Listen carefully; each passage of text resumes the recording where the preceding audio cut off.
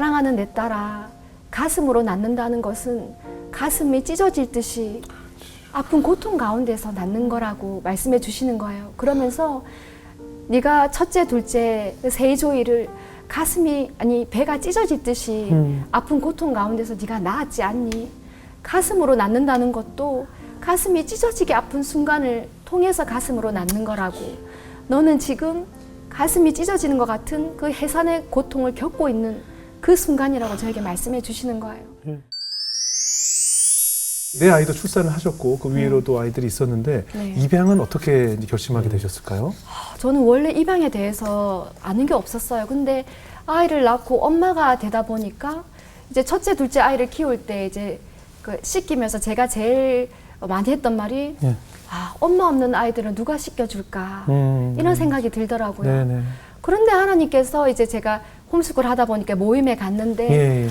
사모님들이 직접 아이를 입양해서 키우고 있는 모습을 저로 하여금 보게 하셨어요. 예. 그러면서 실제로 보니까 저렇게 그냥 똑같죠. 가슴으로 나와서 그래 똑같이 키우면 되겠네. 네네. 이런 경우도 있구나 하고 알게 된 거죠. 예. 근데 그 이후부터 하나님께서 제가 기도할 때마다 감동을 주시는 거예요. 그건 뭐냐면 태어났는데 돌봐줄 부모가 없어서 눈물 짓는 그 아이의 눈물과 아픔에 대해서 계속 부어주시는 거예요. 네네. 그러면서 네가 키워주지 않겠냐 하는 마음을 주셨어요. 예. 근데 저는 그때까지도 이제 바보 엄마로 아이들을 키우고 있었지만 하나님이 오죽하면 이 바보 엄마인 저에게 이런 부탁을 하실까 하는 생각이 들었어요. 예. 그래서 이제 저는 순종해야 되겠다 마음 먹고 있는데 남편도 얻게 해야 되잖아요. 예. 그래서 남편한테도 이제 물었는데 남편이 기도하는 가운데 야고보서 1장 27절 말씀이 있어요. 네. 하나님 앞에서 정결하고 더러움이 없는 거룩하고 정결함이 없는 경건은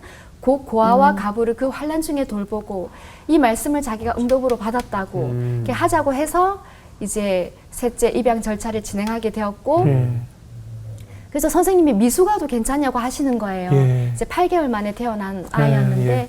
괜찮다고. 예. 그래서 이제 아이를 처음 만나러 갔어요. 네네. 그래서 저는 이제 눈물이 좀 날 줄 알았어요. 네네. 근데 그 작디 작은 아이를 이제 안겨주시는데 네. 너무 큰 기쁨이 임하는 거예요. 하하, 막 이렇게 웃게 되는 거예요. 그래서 그 아이를 데리고 이제 차 안에서 오는 내내 네. 저희 부부에게 너무 큰 기쁨을 주셔서 예. 이름을 클태 기쁠이 태희로 짓게 되었습니다. 예. 그렇게 이제 기쁨으로 집에 왔지만 네네. 아무래도 뭐 보통 아이들도 마찬가지지만 키우다 보면 기쁜 순간보다 또 힘든 순간들이 많잖아요. 네네. 예, 태희로 인해서 힘들었던 순간은 없어요? 저희는 이렇게 기쁨으로 데려왔는데 저희 태희가 웃지 않는 아기였어요. 처음에 왔을 때도 되게 어두웠는데 보통 아기들이 이제 베네짓으로라도 예. 이렇게 웃잖아요. 예. 근데 그렇게라도 한 번도 웃지를 않더라고요. 전혀 안 웃어요? 네, 전혀 웃지 않았어요. 그래서 마음이 또 짠하면서 예. 계속 기도하고 있는데 생후 한 5개월 예. 되었을 어느 아침에 예. 빵긋 웃는 거예요. 어. 그래서 그때 이제 사진을 찍어놨는데 예. 그러면서 또 이제 잘 키워나가고 있었어요. 예. 근데 이제 아이가 크면서 예. 어느 날부턴가 이제 악을 쓰기 시작하는 거예요. 근데 보통 애들이 이제 고집 피우면서 네네. 악에 하고 하잖아요. 예. 근데 저희 태는 조금은 달랐던 것 같아요. 근데 예. 그 악하는 소리가 그 어린 그 아이 안에 뭔가 모를 분노와 뭔가 모를 그 불안과 이 모든 것들이 좀 담겨져 있는 것 같은 예. 그 소리가 좀 심상치 않았어요. 근데 그렇게 계속 아이가 이렇게 그 공간과 장소를 가리지 않고 그러다 보니까 제가 교회 가서도 너무 마음이 조마조마하고 이제 어디 식당에서나 밖에 나가서 이제 그런 일들을 이제 많이 겪게 되면서 그래가지고 제가 그때 또 임신을 했거든요, 넷째. 이렇게 또 입덧은 하고 예. 배는 불러오고 힘드셨겠다. 애는 계속 악을 지르고 달래도 보고 훈계도 해보고 그러면서 이제 버티고 있는데 남편이 좀 후회하는 순간도 있었겠네요. 후회보다는 그냥 너무 막막함이 있었던 것 같아요. 그래서 이렇게 제가 너무 심신이 지쳐 보였는지 남편이 감사하게 친정에 가서 좀 쉬다 오라고 하는 거예요. 친정에 갔는데 누워 있는데 이제 눈물이 주르르 흐르더라고요. 그 순간에 너무 감사한 건 하나님이 제 안에 그 하나님의 마음을 음성을 들려주시더라고요. 그러면서 사랑하는 내 딸아, 가슴으로 낳는다는 것은 가슴이 찢어질 듯이 아픈 고통 가운데서 낳는 거라고 말씀해 주시는 거예요. 그러면서 네가 첫째, 둘째, 세이조이를 가슴이 아니 배가 찢어지듯이 아픈 고통 가운데서 네가 낳았지 않니? 가슴으로 낳는다는 것도 가슴이 찢어지게 아픈 순간을 통해서 가슴으로 낳는 거라고. 너는 지금 가슴이 찢어지는 것 같은 그 해산의 고통을 겪고 있는 그 순간이라고 저에게 말씀해 주시는 거예요. 그러면서 이런 거구나. 이러면서 내가 지금 가슴으로 낳고 있는 거구나. 하나님이 이건 이렇고 저건 저렇고 설명을 해주시니까 제가 너무 막막했는데 하나님 설명을 해주시니까 이해가 되기 시작하는 거예요. 그러면서 제게 보여주신 그 마음이 저를 경기장에서 뛰고 있는 제가 선수이고 하나님이 제 감독이 되시는 거예요. 그러면서 이렇게 박수를 쳐주면서 이 장애물은 뛰어넘는 거야. 뛰어넘으면 되는 거야. 하면서 이렇게 격려하시면서 일어나라 이렇게 말씀하시는 것 같은 거예요. 그러면서 이제 제 마음에 평안이 임하고 새롭게 낙심이라는 게 떨어질 마음심이잖아요. 마음이 떨어진 상태인데 다시금 하나님께서 제 마음을 일으켜 주시면서 뭔가를 시작해보고 싶은 다시 시작할 힘이 생기게 하셔서 평안 가운데 이제 기쁨으로 잘 쉬다가 왔죠. 그래요. 그러면 그 이후에 하나님의 네. 음성을 듣고 내 네네. 모든 사고가 바뀐 다음에 네네네. 그 후에 태희가 좀 변화가 있던가요? 어때요? 집에 왔는데 또 여전히 악악하고 그렇죠. 있더라고요. 바로 바뀌진 않죠. 네네. 그런데 감사한 것은 저는 이렇게 생각해요. 아이들은 잘못이 없다. 그렇죠. 출생이나 외모나 성품이나 기질이나 그렇죠. 아이들이 결정한 건 없잖아요. 그렇죠. 근데 부모인 우리가 변하기를 원하시는 하나님 마음이 많이 느껴지는데 제 안에는 그 변할 힘이 없으니까 하나님이 제게 제 그 육신의 눈을 거두어 가시고 하나님의 눈을 다시 끼워 주셨던 것 같아요. 그러고 와서 태희를 보는데 그 태희가 반짝반짝 너무 예쁘게 보이는 거예요. 너무 사랑스럽게. 그러면서 우리 태희 안에 이런 매력이 있었나 하면서 보게 해주시는 거예요.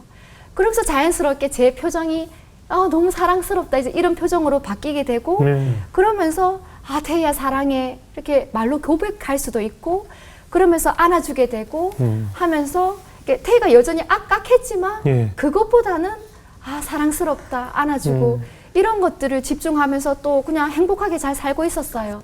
그러다가 어느 날 보니까 그게 사라졌더라고요. 그렇죠. 네. 참 신기하죠. 그러니까 역시 현실은 변하지 않는데 그 현실을 바라보는 나 자신이 변하길 원하신 하나님의 음성을 들으신 거고. 그 태희가 지금 몇 살 됐어요? 태희가 지금 11살이요. 어때요? 잘 자랐죠? 어때요? 얼마 전에 이제 아이들과 함께 말씀을 암송하고 있는데 이렇게 암송 어머니 다 했어요 하고 오더라고요. 그리고 기도해 주세요. 제가 암송이 끝나면 아이들의 머리에 손을 얹고 기도를 해줘요. 그래 태희야 오늘 암송하면서 어떤 말씀이 가장 마음에 와닿았어? 이렇게 물어봤어요. 그랬더니 예레미야 33장 3절 말씀요. 너는 내게 부르짖으라. 내가 내게 응답하겠고 내가 알지 못하는 크고 은밀한 일을 내게 보이리라. 이 말씀이 가장 와닿았어요 하는 거예요. 그래 그랬구나. 내가 널 위해 기도해 줄게 하고 머리에 손을 얹고 기도하는데 너무 울컥한 거예요. 하나님 우리 태희가 하나님 앞에서 부르짖는 기도의 사람이 되게 해주시고 태희의 인생이 하나님 앞에서 해석이 되게 해주시고 그래서 크고 은밀한 일을 보이시는 하나님을 만나게 해주시고 경험하게 해달라고 제가 그렇게 눈물을 머금고 기도를 해줬거든요. 그 어린아이가 예레미야 말씀을 이렇게 암송하면서 하나님을 선포한다는 것이 정말 저도 좀 갑자기 반성이 되고 우리 아이들도 좀 성경 암송 좀 많이 시켜야겠다는 생각이 들었어요. 근데 얼마 전에 로이에게 무슨 일이 있었어요? 로이가 저희가 이제 말레이시아로 가고 나서 2020년쯤에 코로나가 굉장히 이제 극심했을 때 그때 5월 달부터인가 아이가 처음에 눈을 이렇게 깜빡깜빡 하더라고요. 로이가 막내인가요? 아니요, 넷째예요. 넷째. 넷째 로이가 눈을 깜빡깜빡 하면서 그러더니 이런 소리를 또 반복해서 내더라고요. 왜 그럴까 생각하고 있는데 조금 시간이 지나니까 이런 소리를 계속 반복해서 내더라고요. 그래서 제가 마음에 너무 걱정이 되었죠. 걱정이 되어서 기도하는데 하나님이 내가 이 아이를 통해서 놀라운 일을 행할 것이고 기대하라 이런 마음을 주셔서 좀 안심을 하고 있었어요. 근데 시간이 지나갈수록 그 소리가 점점 더 커지고 자주 하게 되더라고요. 그래서 제가 이제 그때서야 이제 검색을 해봤더니 이게 혹시 반복적인 소리가 틱인가 싶어서 검색을 해봤더니 이게 틱 장애, 이게 음성 틱 소리였더라고요. 네. 그 아이가 이제 틱이라는 것을 확인하고 난 다음에 제가 기도하기 시작했을 때 하나님께 어떤 기도를 드렸냐면 낫게 해달라는 기도가 안 나오고 네. 아, 내가 잘못해서 생겼는가 보다 싶어서 억지로 하는 회개 기도가 아니라 네. 성령께서 제게 그 회개하는 기도를 하게 하시더라고요. 네. 그거는 뭐냐면 저희가 이제 말레이시아 와서 아이들이 이제 학교를 보냈잖아요. 근데 저희 로이가 유치원을 다니고 있었는데 그 인도계 선생님으로부터 이제 뺨을 맞았다고 좀 엄격한 그런 교육 환경이었어요. 유치원에서요? 네네네네. 그래가지고 저한테 가기 싫다고 그랬었어요. 인도 선생님한테 뺨을 맞았는데 네네네네. 그럼 안 보내야죠. 근데 제가 그때 저희가 학교에 비자가 걸려 있어서 네.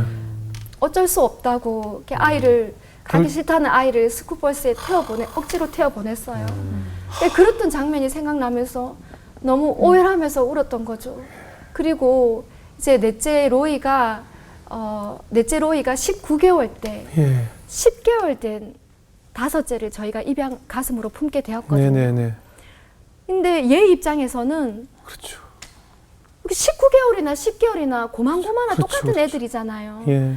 근데 보니까 이제 얘가 와서 며칠이면 갈 줄 알았는데 계속 있으죠. 안 가고 계속 있는 거예요. 그리고 더 어리니까 기저귀도 더 자주 갈아줘야 되고 뭐 하니까 제 돌봄을 더 받고 있는 것을 보면서 로이가 갑자기 돌변하기 시작하는 거예요.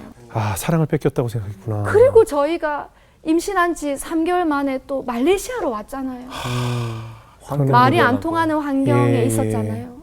예. 그러면서 그 모든 상황이 지나가면서 그리고 제가 그때 저도 너무 극한 육아로 힘들었거든요. 네. 그리고 저는 어른인지라 제가 어른이기 때문에 어른답게 행동했어야 되는데 저도 힘들다 보니까 아이들에게 밑바닥의 모습을 너무 많이 보였던 거예요.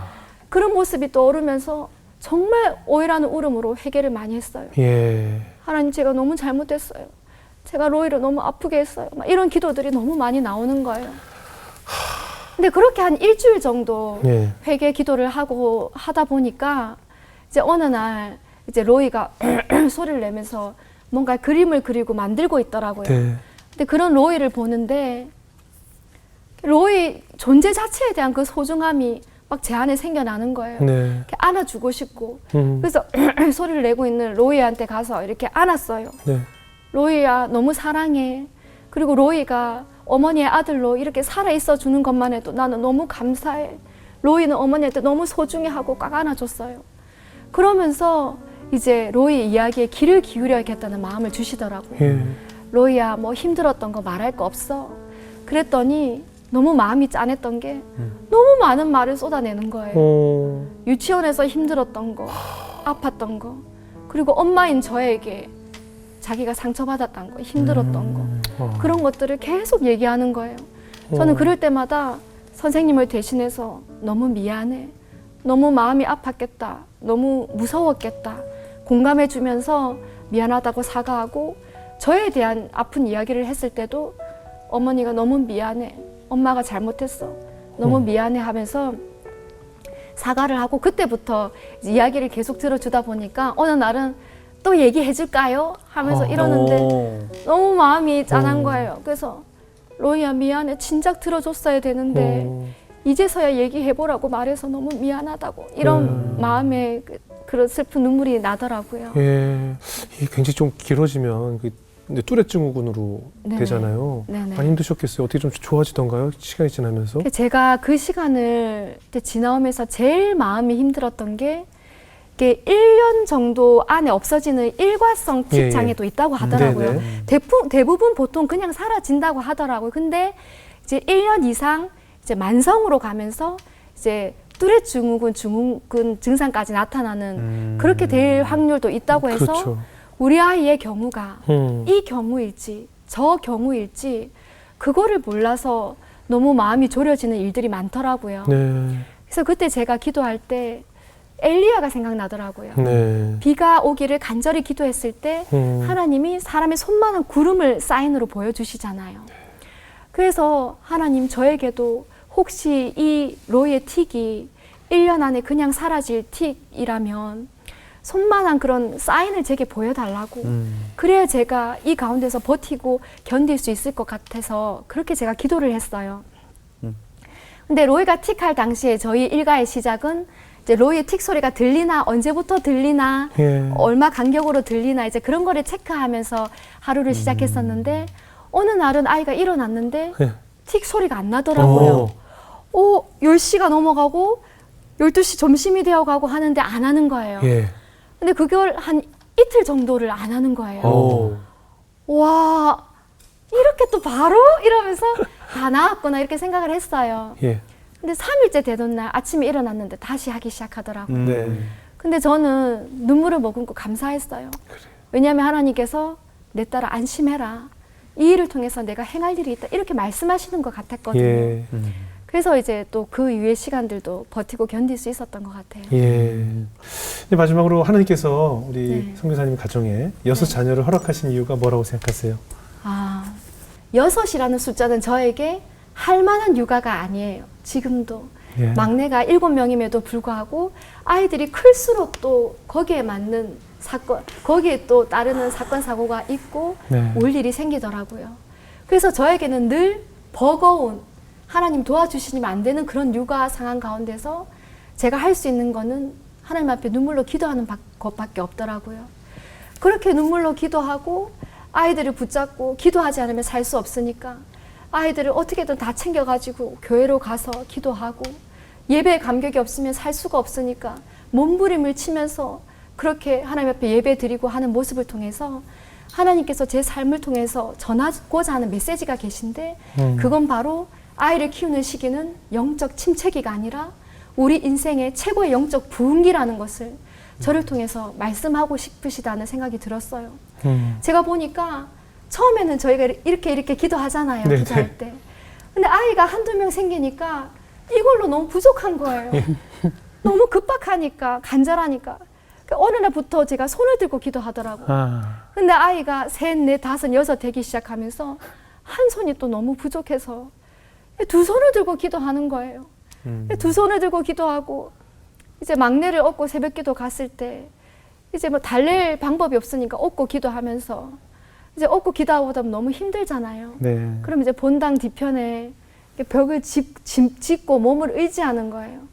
그렇게 하면서 하나님 불쌍히 여겨주세요. 하나님 저로 하여금 감당하게 해주세요. 이렇게 기도할 때 우리가 편안한 가운데서 기도하고 편안한 가운데서 예배 드릴 때 누릴 수 없었던 그 눈물과 그 감격을 저에게 부어주시는 거예요. 네. 그래서 저로 하여금 제가 가는 곳마다 엄마들에게 우리에게 영적 침체기가 아니다. 우리에게 최고의 영적 부흥기다 하는 하나의 마음을 전하고 싶은 삶이 되게 하기 위해서 이런 늘 버거운 육아가 되게 하시는 것 같고 마지막으로는 제가 너무 몰라서 네.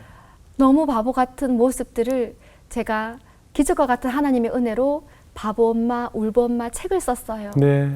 글을 쓰면서 저는 이 글을 눈물로 읽을 엄마들을 생각하면서 썼어요. 그래서 저의 그 치부 있잖아요. 네. 저의 너무 무지했던 모습들, 밑바닥의 모습들, 성품이 다듬어지지 않는 죄인 중에 개수와 같은 모습들, 너무 망가졌던 무너졌던 모습들을 있는 그대로 다 썼어요. 그러면서 제가 전하고 싶은 것은 당신들보다 더 모르는 엄마인 저도 있다. 그리고 당신들보다 더 못한 저도 있다. 하지만 우리에게는 희망이 있고 소망이 있다. 하나님께 나아갔더니 하나님께 소망이 있고 위로가 있더라. 희망이 있더라. 그 메시지를 너무 전하고 싶었어요. 네. 바보 엄마인 사람에게만 부어주시는 그 하나님의 은혜 있잖아요. 네. 그리고 하나님께서 계속 모르니까 너무 사소한 것까지 모른다고 울면서 기도하니까 하나님께서 친히 깨닫게 해주신 것들 그리고 때로는 저를 통해서 전하게 하시려고 막 가슴이 터질 듯이 부어주시는 메시지들 그런 것들을 전하게 하시면서 저의 삶이 누군가 다른 엄마에게 위로가 되었으면 지금도 6 아이를 눈물로 네. 끙끙대며 키우고 있는 저의 삶이 누군가에게 위로가 되었으면 그런 마음에서 하나님 이런 삶을 살게 하시지 않나 싶습니다. 네.